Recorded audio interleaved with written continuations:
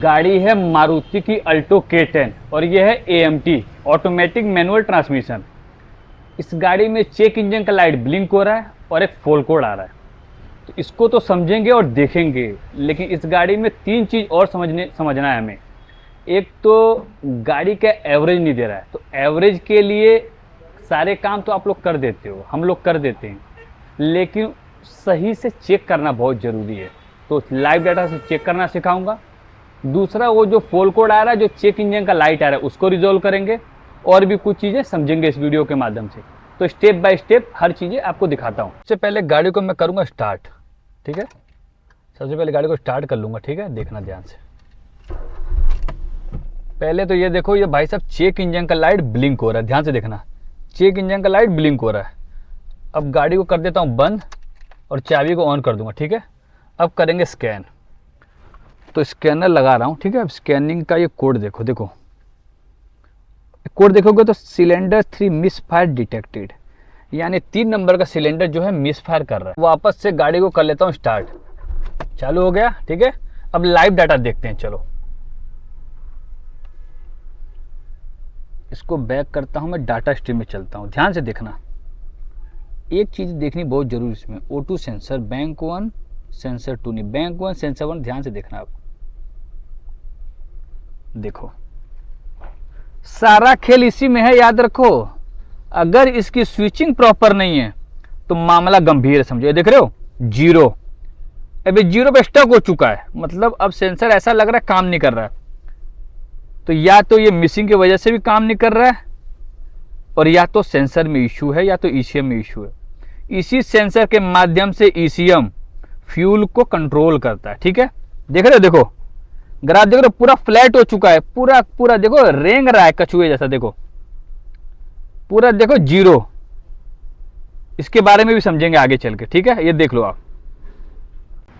अब सबसे पहले जो 3 नंबर सिलेंडर का मिस फायर डिटेक्ट हुआ, तो पहले मिसिंग का प्रॉब्लम सॉल्व करेंगे, उसके बाद एवरेज वाला मामला समझेंगे। और वो जो O2 सेंसर का जो आपने ग्राफ देखा, जीरो पूरा स्टक हो चुका है, उस ग्राफ के बारे में समझेंगे, क्योंकि एवरेज का बहुत कुछ लेना देना है उस सेंसर का।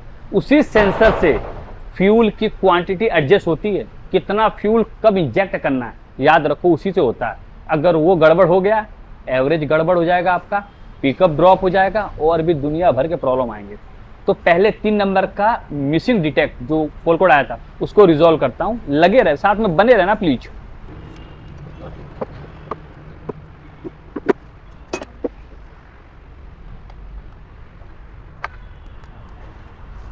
तीन नंबर सिलेंडर पहले चेक करेंगे।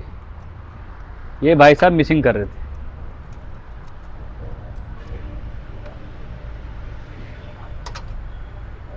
तीन नंबर का इग्निशन कॉइल है, तो ध्यान से देखोगे तो यहाँ पे हल्का शॉर्ट हुआ है एक चीज।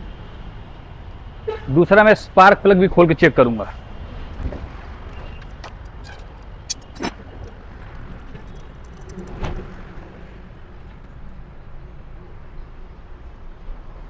स्पार्क प्लग का भी मामला गंभीर है, फ्यूल जल नहीं रहा है, पूरा काला पड़ चुका है। तो इस केस में कॉइल और ये प्लग, पहले ये 2 डालेंगे, फिर आगे देखेंगे। अब ये रहा स्पार्क प्लग नया, ये रहा इग्निशन कॉइल नया।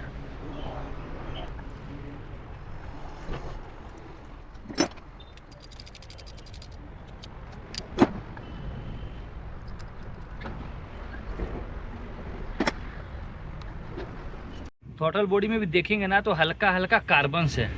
इस कार्बन्स की वजह से जब गाड़ी आइडल पे स्टार्ट होगी ना, तो भी हल्का हल्का वाइब्रेशन करेगा, क्योंकि सही मात्रा में इसकी वजह से एयर नहीं मिलेगा इसको।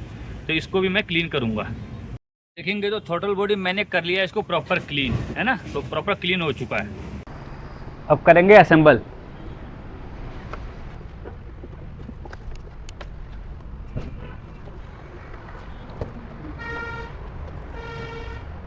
अब चलिए स्कैनर के स्क्रीन पे। अब सबसे पहले इग्निशन ऑन, फिर ऑफ, फिर ऑन, और फिर करेंगे गाड़ी को चालू, गाड़ी स्टार्ट। चेक इंजन का लाइट अभी भी ब्लिंक हो रहा है, ठीक है। अब करेंगे गाड़ी को बंद और ये करेंगे ऑन, ठीक है। अब आइए हमारे स्क्रीन पे, अब स्कैनर की स्क्रीन पे आ जाइए।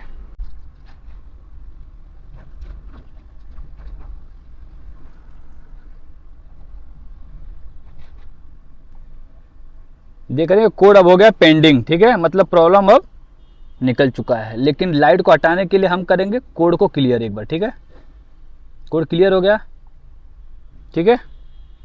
अब आ जाइए वापस से स्क्रीन पे, इग्निशन ऑफ ऑन, अब स्टार्ट करेंगे एक बार, ठीक है। तो लाइट फिलहाल चला गया, ठीक है। वापस से आइए स्क्रीन पे। अब लाइव डाटा चेक करना बहुत जरूरी, याद रखिए लाइव डाटा अगर आपने नहीं चेक किया तो मामला गंभीर हो जाएगा। O2 सेंसर पे वापस आते हैं कि भाई सब सॉल्व हुए कि नहीं हुए। ग्राफ में आइए, अब ये स्विचिंग देखिए, ध्यान से अब स्विचिंग देखिए, देख रहे हैं स्विचिंग देखिए। इस स्विचिंग के बारे में आपको बताऊंगा, लेकिन पहले देख लीजिए ये ग्राफ है ना, ग्राफ एकदम इस तरीके से जिग जैग चलना चाहिए।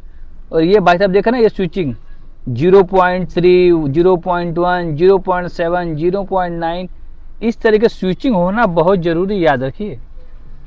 अगर ये स्विचिंग स्टक हो गया या बहुत ज़्यादा हो गया तो ज़िंदगी में एवरेज नहीं देगी गाड़ी और ना ही पिकअप देगी। ये ग्राफ इस तरीके चलना चाहिए और स्विचिंग ऐसी होनी चाहिए। तो इससे हमें ये पता चलता है कि हमारा फ्यूल जो है ना वो प्रॉपर जल रहा है, ईसीएम को पता चल रहा है। याद रखो जब भी एवरेज, मिसिंग, पिकअप से रिलेटेड प्रॉब्लम आए तो ये ग्राफ देखना बहुत ज़रूरी है। ये O2 सेंसर बैंक 1 सेंसर 1 का ये ग्राफ है। इसी सेंसर के सिग्नल के हिसाब से ईसीएम को ये पता चलता है कि फ्यूल कैसा जल रहा है। अगर फ्यूल सही तरीके से नहीं जल रहा तो भी आपकी गाड़ी एवरेज देगी नहीं, पिकअप नहीं देगी। मिसिंग है तो भी आपको मिसिंग से रिलेटेड फॉल्ट कोड तो देखना ही है, बट ये ग्राफ देखना है। इसी ग्राफ के अकॉर्डिंग मान लीजिए मिसिंग से रिलेटेड इशू और आपने प्लग डाल दिया, कॉइल डाल दिया, इंजेक्टर काम कर दिया, वायरिंग रिपेयर कर दिया, लेकिन किसी और रीजन से अगर ये सेंसर प्रॉपर काम नहीं कर रहा और आपने वो काम कर दिया और गाड़ी डिलीवर कर दिया तो भी वो इशू रिटर्न आएगा। तो जब भी मिसिंग से रिलेटेड काम करो, पिकअप से रिलेटेड, एवरेज से रिलेटेड, इस सेंसर को जरूर वॉच करो।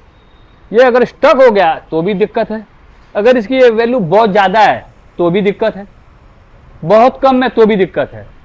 इस O2 सेंसर की वैल्यू 0.1 से लेकर के 0.9 तक रहती है और स्विचिंग है ना कंटिन्यू होते रहेगा, धीरे धीरे फास्ट फटाफट होगा। 0.1, 0.2, 0.9, 0.6, 0.8, 0.9, इश्यू कंटिन्यू फ्यूल को एडजस्ट करते रहता है।